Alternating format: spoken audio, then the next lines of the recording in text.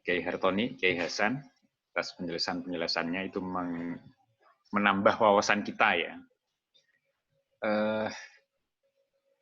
Mamang-mamang dan pemirsa, saya mengajak kita mengenai pilihan uzlah atau tidak. Coba kita lihat gambaran Rasulullah SAW selama beliau hidup.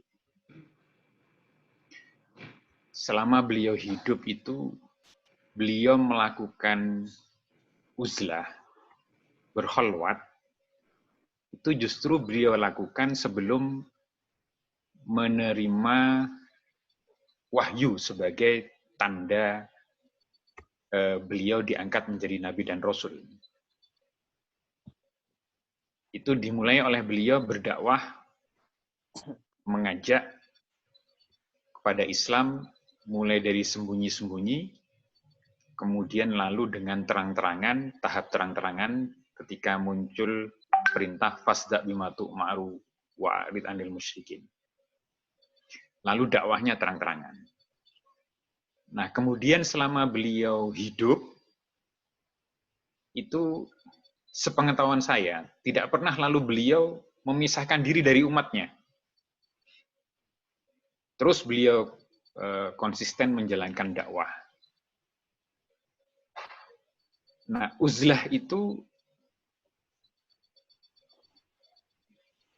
beliau tidak lakukan lagi, tidak pernah lagi lalu beliau misalnya berkholwat di Gua Hira selama 1 minggu atau 1 tahun, 2 tahun, itu saya tidak pernah mendengar ceritanya itu. Mungkin keterbatasan ilmu saya juga ya. Kalau ada cerita tentang itu, mohon nanti kiai yang lain, mamang yang lain mengungkapkan. Nah, ini mungkin memang bagi saya, jalan Rasulullah ini jalan yang terbaik yang perlu kita tiru. Berdasarkan dawuhnya Rasulullah juga, khairun nas anfa'uhum linnas. Sebaik-baik manusia adalah yang paling banyak manfaatnya untuk manusia yang lain. Rasulullah dawuhnya bukan khairul muslim anfa'ul muslim loh ya. Khairul mukmin anfa'uhum lil mukmin, bukan, tapi khairun nas anfa'uhum linnas. Sebaik-baik manusia adalah yang paling banyak manfaatnya untuk manusia yang lain. Nah, kalau kita uzlah, atau ulama kiai lalu uzlah, lalu siapa yang menangani lingkungan? Lalu siapa yang meneruskan dakwah Islam? Jadi kalau saya cenderung meniru Rasulullah dan tidak melakukan uzlah. Jika memang ada beberapa hal yang menyebabkan, menurut Imam Ghazali tadi keterangan Kiai Hartoni di dalam kitab itu ya, ada yang menyebabkan lalu alasannya kuat untuk beruzlah, mungkin ini jalan pertengahannya. Uzlahnya dilakukan ketika tidak berinteraksi dengan manusia. Jadi sudah ketika malam, mulai bangun malam, qiyamul lail, ditambah lagi porsi qiyamul lailnya itu. Jadi uzlahnya itu posisinya dalam sehari diberi waktu pada saat qiyamul lail itu. Menyendiri, tafakkur, ibadah, di situ uzlahnya. Pagi sesudah sholat subuh, beraktivitas kembali. Terutama kalau punya santri, punya jamaah, itu jangan uzlah kalau menurut saya. Mamang-mamang masih diperlukan oleh umat itu. Jangan sampai uzlah. Dan uzlah ini sebenarnya di dalam syariat Islam ya, itu memenuhi keinginan seseorang untuk bersikap egois. Kenapa saya bilang egois? Ya karena uzlah itu mementingkan diri sendiri, hanya diri sendiri yang ingin selamat supaya lebih takarub kepada Allah, tapi diri sendiri. Nah, mamang-mamang sekali lagi, uzlah ini juga memang kalau dilihat dari kecepatannya mencapai wali ya, mencapai derajat wali kekasih Allah. Karena uzlah ini niatnya memang khusus. Ibadah hanya untuk Allah. Jadi kepentingan memang hanya untuk dirinya sendiri dengan Allah. Jadi apa yang dilakukan ketika uzlah? Ya seluruh kegiatan ibadah, Mang Doni, yang bisa mendekatkan dirinya kepada Allah. ada sholat di situ, ngaji, tafakkur, seluruhnya ibadah-ibadah sunnah dilakukan. Sehingga tidak ada kegiatan apapun kecuali hanya ibadah kepada Allah SWT. Itu uzlahnya kita di dalam Islam. Tidak topo broto ya, Mas Yatno. Beda. Uzlahnya Islam itu tidak sama dengan topo broto. Kalau topo broto kan lalu duduk, diem, kemudian pikirannya dikosongkan. Terus saya tidak tahu banyak tentang bagaimana topo broto itu ya. Dikosongkan terus apa hanya mikir Allah saja atau mikir satu titik kosong. Saya tidak tahu itu. Tapi dengan cara uzlah yang seperti ini, dengan topo broto itu banyak kan tokoh-tokoh kejawen, orang-orang Jawa itu lalu menjadi sakti.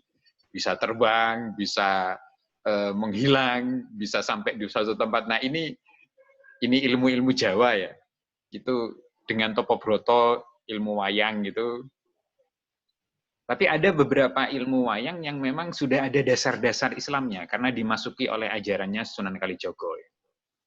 Jimat Kalimosodo itu salah satu ajaran masuk di wayang oleh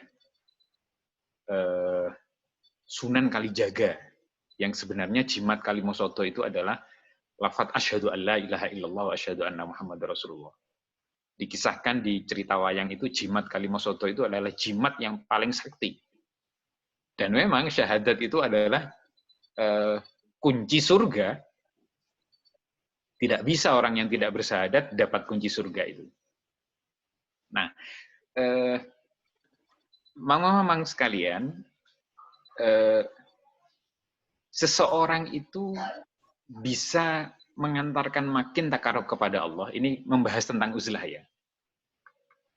Bisa menjadi kekasih Allah dengan 4 cara memang. Yang pertama dengan khalwat atau apa yang dilakukan ya 100% kegiatannya ibadah kepada Allah. Lalu sumtu, diam. Kemudian yang ketiga ju dengan lapar, dengan berpuasa. Dan yang keempat dengan sahar, tidak tidur malam.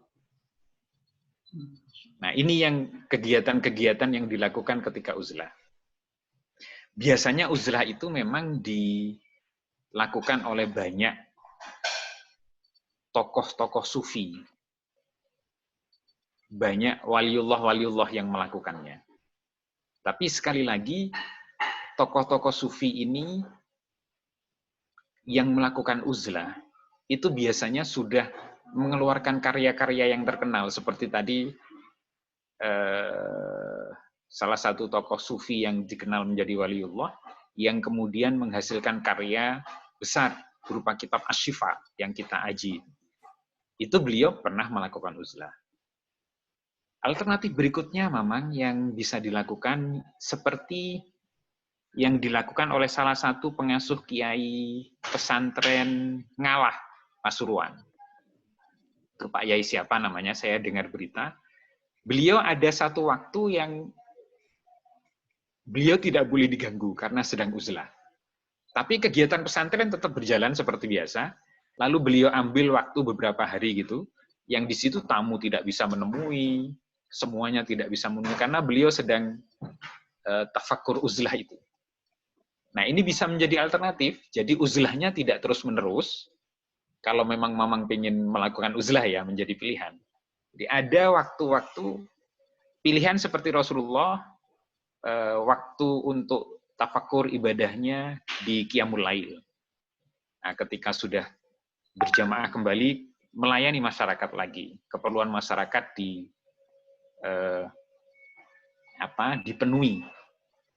Ada yang memakai cara yang kiai di pesantren Ngalah Pasuruan. Nama pesantrennya Ngalah. Itu nama Jawa pesantrennya. Nah, beliau memanfaatkan waktu, ada satu waktu yang memang sudah diumumkan kepada masyarakat, kepada keluarga. Di suatu waktu itu, sekian hari beliau sedang, entah definisinya uzlah, tapi beliau di waktu itu, beliau sedang khusus konsentrasi beribadah kepada Allah. Siapapun tidak bisa menemui. kejadian apapun tidak bisa membuat beliau keluar dari tempat itu. Dan beliau memang membuat tempat khusus, kamar khusus untuk uzlah itu. Nah, lalu di dalam kitab Sirajut Thalibin itu juga diungkapkan beberapa alasan kenapa seseorang hamba salik yang sedang beribadah itu harus memisahkan diri melakukan uzlah. Yang pertama adalah karena bergaul dengan khalayak ramai itu dapat menyebabkan lalai beribadah. Ini tentu memang nanti tergantung individu ya.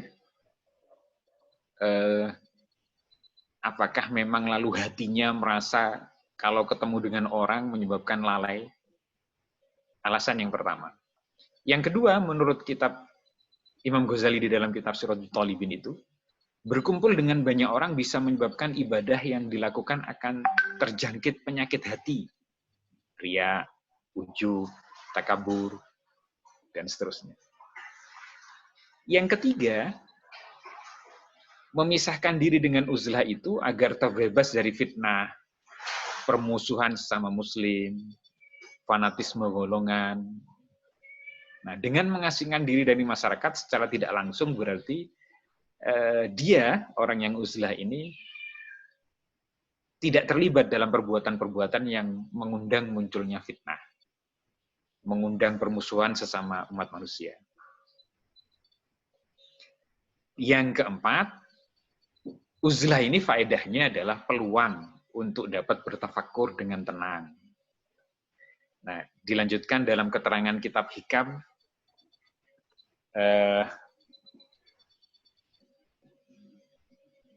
oleh Imam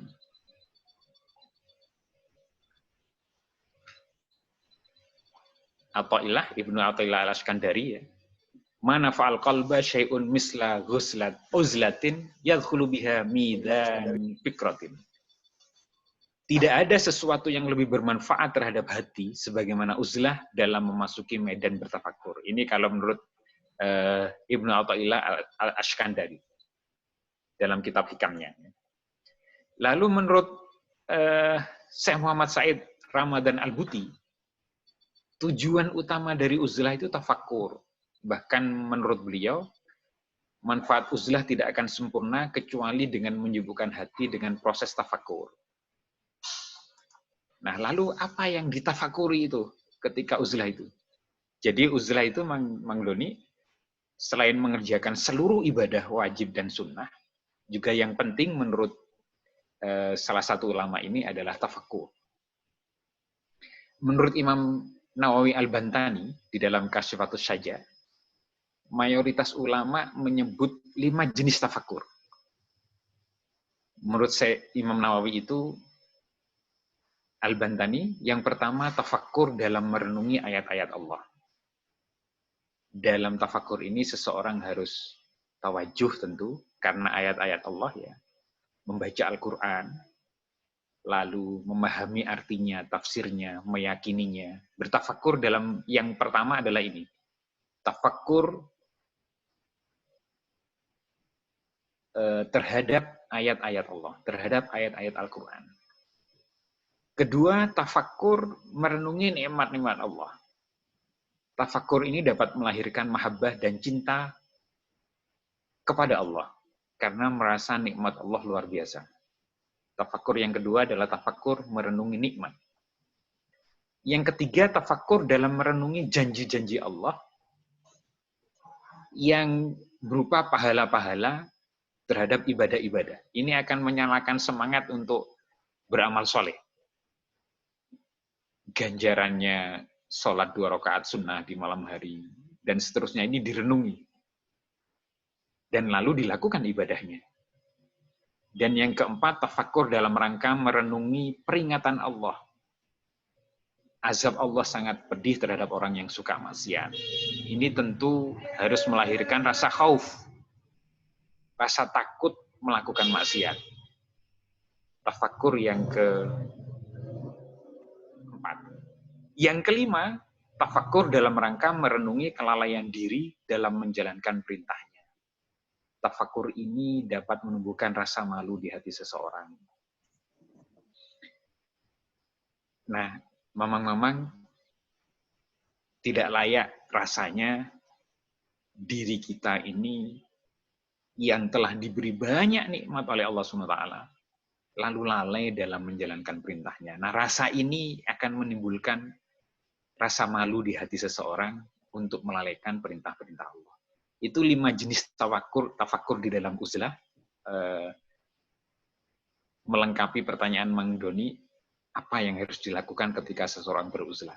Tapi saya menyarankan untuk mamang-mamang semua pasti masih dibutuhkan oleh masyarakat banyak, masih dibutuhkan oleh lingkungan sekitar.